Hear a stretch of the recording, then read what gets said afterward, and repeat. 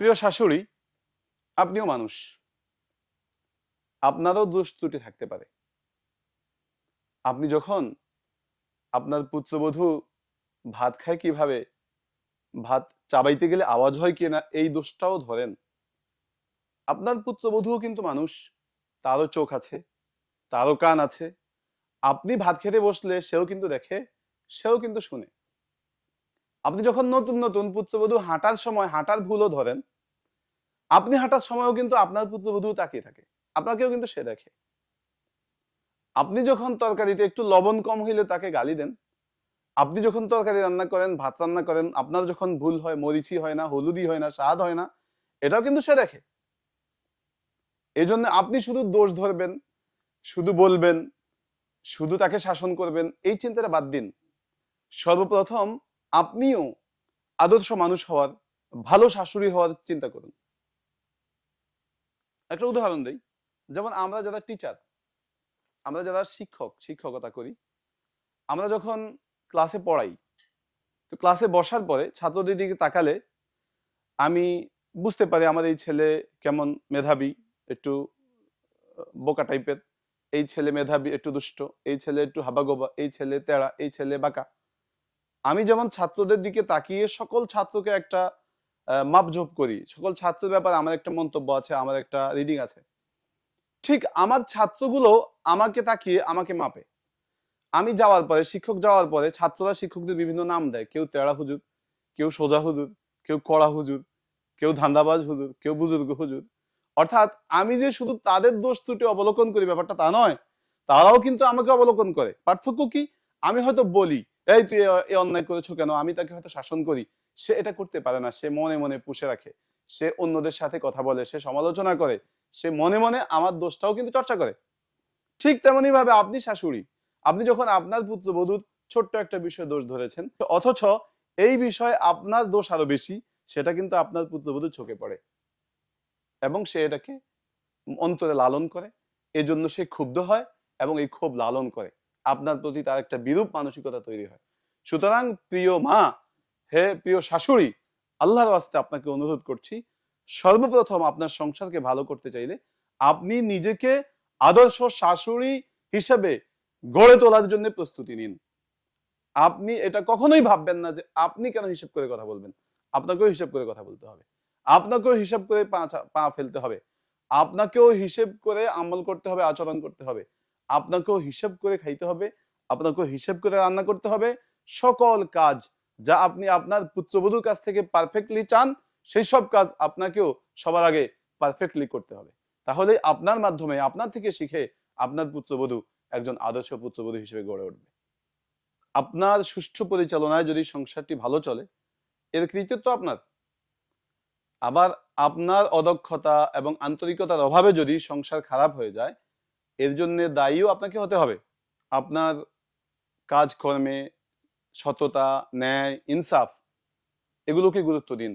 আপনার এই পুত্রবধূকে যদি আপনি অভিভাবক হিসেবে শিখিয়ে বুঝিয়ে সুন্দরভাবে তাকে গড়ে তুলতে পারেন, তাহলে আপনার এতদিনের গড়ে তোলা এই সুন্দর সংসারটা তার হাতে আরো সুন্দর এবং আরো নান্দনিক হয়ে উঠতে পারে।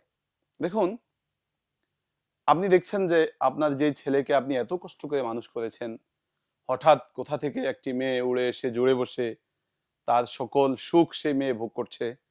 ওই মেয়েকে আপনার ছেলে খুব গুরুত্ব দিচ্ছে, না চাইতেই জামা কাপড় কিনে দিচ্ছে, শখ আহ্লাদ পূরণ করছে। এটা বাস্তবতা, এটা কি মেনে নিন, ঈর্ষাকাতর হবেন না। এমন আপনিও ছিলেন, আপনাকে যখন প্রথম বিয়ের পরে বাড়িতে নিয়ে আসা হয়েছে, আপনার স্বামীও আপনার জন্য এগুলো করেছে। নতুন নতুন দোষ ধরবেন না। দেখুন, এই বাড়িতে পুত্রবধূ হয়ে একসময় আপনিও এসেছিলেন। প্রথমে সবকিছু কিন্তু আপনিও পারফেক্টলি করতে পারেননি। এজন্যে আরেক বাড়ি থেকে আসা এই মেয়েটি নতুন, তার জানাশোনার অভাব আছে, তার বয়স কম, সব দিক থেকে সে আপনার তুলনায় অনেক অনেক জুনিয়র। এজন্য আপনি নতুন নতুন দোষ ধরবেন না। বিশেষ করে একটি বিষয় আপনাকে খেয়াল করতে হবে, সেটা হচ্ছে আপনারও মেয়ে আছে। আপনার মেয়েটা অন্যের বাড়িতে গেলে আপনার মেয়ের সাথে তাদের কেমন আচরণ আপনি আশা করেন, অনুগ্রহ করে আপনিও অন্যের মেয়ের সাথে সে আচরণটাই করুন। আরেকটা বিষয় হচ্ছে, এক্ষেত্রে দেখা যায় এই দোষ ধরতে গিয়ে আপনারা ওই মেয়ের বাবা মা সহ টান দেন। ধরুন মেয়ে তরকারিতে রান্না করতে গিয়ে লবণ দিতে পারলো না, ভুল হয়ে গেল, আপনারা কি বলেন যে বাবা মা শিখায় নাই? দেখুন, একটু মনোযোগ দিয়ে শুনুন। প্রত্যেকটা মেয়ের পেছনে তার বাবা মায়ের ছোট কাল থেকে বড় করতে অনেক কষ্ট হয়েছে, অনেক টাকা পয়সা খরচ হয়েছে। উপরন্তু এই বিয়ের সময় প্রত্যেকটা মেয়ের বাবা যত গরিবই হোক, মেয়ের বিয়ের সময় তাকে অনেক টাকা খরচ করতে হয়। অনেক পরিবারে বাবা সুদে টাকা নিয়ে মেয়ের বিয়েতে খরচ করে, জায়গা জমি বিক্রি করে খরচ করে, এবং অনেক পরিবারে বাবার জমানো সারা জীবনের টাকা সে ব্যয় করে মেয়েকে বিয়ে দেয়। এই বিষয়গুলো তো মেয়ের জানা আছে, তাই মেয়ে তখন তার বাবা মায়ের জন্য খুব আন্তরিক, বাবা মায়ের অবস্থানটা তার মনে অত্যন্ত উঁচুতে থাকে। এ সময়ে যদি আপনি তার বাবাকে বা তার মাকে কটাক্ষ করে কোনো কথা বলেন, ওই নতুন মেয়েটি, ওই পুত্রবধূটি এত ব্যথা পায়, এত কষ্ট পায়, যেটা আপনাকে বোঝানো যাবে না। চিরজীবনের জন্য আপনি তার শত্রু হয়ে যান। এই মেয়ের বাবা মাকে, অর্থাৎ আপনার পুত্রবধূর বাবা মাকে ধরে আপনি যখন কথা বলবেন, মন্দ বলবেন, গালি দিবেন, এটা হচ্ছে আপনাদের সম্পর্কের মধ্যে ক্যান্সার তুল্য। আপনি কখনোই আর তার কাছে ভালো হইতে পারবেন না। সে চিরদিনের জন্য আপনাকে নোংরা এবং খারাপ হিসেবেই দেখবে।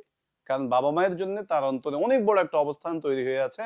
বাবা মা অনেক কষ্ট করে তাকে লালন পালন করেছে, তার কাছ থেকে কিছুই পায়নি, উল্টো আরো অনেক টাকা পয়সা খরচ করে, ঋণ করে, সুদে নিয়ে, জায়গা জমি বিক্রি করে তাকে আপনার বাড়িতে পাঠিয়েছে। এ সময় আপনি যদি তার বাবা মাকে শ্রদ্ধা করে কথা বলেন, তার বাবা মায়ের ব্যাপারে ইতিবাচক মন্তব্য করেন, তাহলে আপনি সহজেই ওই মেয়েটার মন পাবেন। সে সহজেই আপনার প্রতি আন্তরিক হয়ে যাবে। এই বিষয়ে যদি আপনি ভুল করেন, তাহলে আপনি কখনোই আপনার পুত্রবধূর সাথে সুসম্পর্ক গড়ে তুলতে পারবেন না। দেখুন, একজন অভিভাবক শাসন বেশি করে না আদর বেশি করে? একজন মা তার সন্তানকে সারাদিন বকে না সারাদিন আদর করে মাঝে মাঝে বকে? একজন টিচার সবসময় শাসন করে না সবসময় পড়ায়, অন্যায় করলে শাসন করে? অর্থাৎ শাসনের ক্ষেত্রে নীতিমালা হচ্ছে আপনাকে আদর বেশি করতে হবে, ইতিবাচক বেশি থাকতে হবে, কখনো ভুল করলে আপনি শাসন করবেন। কিন্তু আপনি যখন আপনার পুত্রবধূর ব্যাপারে 24 ঘন্টা শুধু শাসন করার চিন্তায় থাকেন, শুধু ভুল ধরার চিন্তায় থাকেন, শুধু তাকে শোধরানোর চিন্তায় থাকেন, তাহলে এখানে আপনি ভুল করেন। আপনাকে আদর করতে হবে বেশি, ইতিবাচক থাকতে হবে বেশি। অর্থাৎ আপনি যখন শাসন করবেন, তো এর একটু পরেই আপনি তাকে আদরও করুন। আপনি আপনার সন্তানকে যদি শাসন করেন, মারেন, বকা দেন, একটু পরে আপনার মন গলে যায়। আপনি তাকে ডাকেন, বলেন, বাবা আমি আসলে তোর ভালোর জন্য এটা করেছি, তোকে মেরে তো আমিও কষ্ট পেয়েছি। কিন্তু পুত্রবধূর বেলায় আসলে আপনি এটা ভুলে যান। আপনি সকালে একটা বকা দিচ্ছেন, 3 দিনও আর খবর নেই, কথাও বলেন না। অথচ আপনার উচিত ছিল, আপনি যদি একটা কাজের কারণে বকা দেন, 2 মিনিট পরেই, 5 মিনিট পরে আবার আপনি তার আরেকটা কাজের জন্য প্রশংসা করে তাকে বুকে টেনে নেবেন, শাসন করবেন, কিন্তু এর পেছনে আদরের প্রলেপ দেবেন, এর পেছনে আপনি তার ভালো কাজগুলোর স্বীকৃতিও দেবেন। আপনার মেয়ে যদি কোনো অন্যায় করে, আপনি কি করেন? যথাসম্ভব এটাকে লুকান। এমনকি অন্যায়টা যদি জেনাবে বিচারও হয়, আপনি কি করেন? মেয়ের অন্যায়টা লুকানোর জন্য জান প্রাণ দিয়ে চেষ্টা করেন। অথচ আপনার পুত্রবধূ সামান্য নুন থেকে চুন খসলে আপনি চিল্লাফাল্লা করেন, সবাইকে জানিয়ে দেন, পুরো বাড়ির মধ্যে তাকে আপনি অপমানিত করেন। মেহেরবানি করে আপনার মেয়ের মতো মনে করুন, তার অন্যায়গুলো আপনি একান্তে শুধরে দিন। আমি একজন শাশুড়ির গল্প জানি, আমার আত্মীয় স্বজনের মধ্যেই। এই শাশুড়ি তার পুত্রবধূরা কোনো অন্যায় করলে তাদের হাত ধরে ডেকে ঘরের ভিতরে নিয়ে যান, নিয়ে ফিসফিসিয়ে বলেন, এই তুমি এটা কেন করেছো, ছি ছি ছি, আমি মানুষকে কি বলবো? এভাবে ফিসফিসিয়ে শাসন করেন। আর বাইরে মানুষের সামনে মানুষ জিজ্ঞেস করলে বলেন, আমার পুত্রবধূরা অনেক ভালো, মাশাআল্লাহ, ওদের তুলনা হয় না। এই আচরণ দেখে পুত্রবধূরা ওই শাশুড়িকে পীরের মতো শ্রদ্ধা করে, যে তিনি আমাদের অন্যায় দেখলে একান্তে গোপনে আমাদেরকে বকাবকি করেন, আর মানুষের সামনে আমাদের শুধু প্রশংসাই করেন। এজন্য মেহরবানি করে আপনি আপনার মেয়ের মতো মনে করুন পুত্রবধূকে। অন্যায় করলে, ভুল করলে শাসন করবেন, আপনার মেয়েকে যেভাবে করেন সেভাবে। একান্তে গোপনে অপমানিত করবেন না। দেখুন প্রিয় মা, আপনি যখন আপনার পুত্রবধূর সাথে খারাপ আচরণ করেন, আপনার আর আপনার পুত্রবধূর যখন সম্পর্ক খারাপ থাকে, তখন সবচেয়ে বেশি কষ্ট পায় আপনার ছেলে। দেখুন, আপনি কষ্ট পান পুত্রবধূর কাছে, আপনার টেনশনের বিষয় একজন, আপনার পুত্রবধূকে আপনার খারাপ লাগে। আপনার পুত্রবধূরও টেনশনের বিষয় একজন আপনি, আপনাকে তার খারাপ লাগে। কিন্তু আপনার ছেলেটি যে চাকরি করে, যে ব্যবসা করে, যে দোকানে আছে, সে যখন জানতে পারে আপনার কাছ থেকে যে আপনার পুত্রবধূ আপনার সাথে খারাপ আচরণ করেছে, আপনি ভালো নেই, আবার তার স্ত্রীর কাছ থেকে জানে যে সে ভালো নেই, তার একসাথে দুজন মানুষ ভালো নেই, তার একসাথে দুজন প্রিয় মানুষ ভালো নেই। তার না ব্যবসায় মন বসে, না চাকরিতে মন বসে, না কোনো কাজ করতে পারে, সে দুঃখে ক্ষোভে। অনেক ছেলেরাই বলে, ছি বিয়েটা কেন করলাম, এর আগেই তো ভালো ছিলাম। তো প্রিয় মা, আপনার ছেলের সুখের জন্য হলেও অনুগ্রহ করে একটু ম্যানেজ করে চলুন, একটু ম্যানেজ করে চলুন। একটু ভাবুন, আপনার পুত্রবধূকে কষ্ট দিলে আপনার ছেলে দুঃখী হয়। আপনি দেখেন, আপনারও মেয়ে আছে, মেয়ের মায়েরা জামাই আদর করে কেন? যখন তার মেয়ের জামাই আসে এত যত্ন করে খাওয়ায় কেন? যে জামাইটা ভালো থাকলে, তার মনটা ভালো থাকলে সে আমার মেয়েকে ভালো রাখবে। কিন্তু আপনি কেন আপনার ছেলেকে ভালো রাখার জন্য আপনার পুত্রবধূর সাথে ভালো আচরণ করেন না?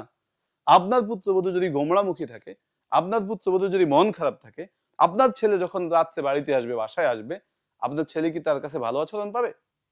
আপনার ছেলের সুখের জন্য হলেও আপনি পুত্রবধূকে ম্যানেজ করে চলুন। আল্লাহর ওয়াস্তে বিষয়টি ভেবে দেখবেন। দেখুন, সর্বোপরি কথা হচ্ছে, আপনি নিশ্চয়ই বন্দার হক সম্পর্কীয় বিষয়টি জানেন। আপনার পুত্রবধূ একজন মানুষ, আপনার কোনো আচরণে, আপনার কোনো উচ্চারণে, আপনার কোনো কাজে যদি সে মনে করে যে সে জুলুমের শিকার হয়েছে, সে কষ্ট পেয়েছে, তাহলে এর জন্য কিন্তু আপনাকে পরকালেও জবাবদিহিতা করতে হবে। তো আপনি পরকালে আল্লাহ তাআলার ভয়ে হলেও পুত্রবধূর সাথে ম্যানেজ করে চলুন। তার যেন কোনো মনোকষ্ট আপনার প্রতি না থাকে। আপনার ইন্তিকালের পরে সে যেন আপনার নাতি নাতনিদেরকে আপনার ব্যাপারে ভালো আলোচনা করে, আপনার প্রশংসা করে, আপনার জন্য দোয়া করে, এই বিষয়টাও আপনার খেয়াল রাখতে হবে।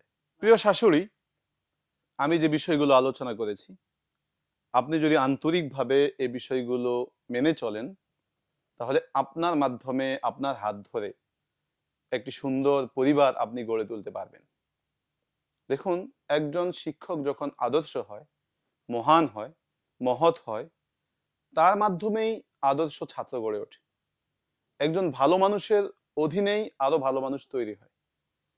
আপনি যদি আদর্শ পরিবার প্রধান হতে পারেন, আপনি যদি একজন আদর্শ নারী হতে পারেন, আপনি যদি একজন আদর্শ শাশুড়ি হতে পারেন, আপনার হাত ধরেই আপনার পুত্রবধূরাও আদর্শ পুত্রবধূ হয়ে উঠবে এবং আপনার সংসার হবে শান্তির এবং সুখের। আল্লাহ তাআলা এই কথাগুলো আমাদেরকে বোঝার তৌফিক দান করুন। আমিন।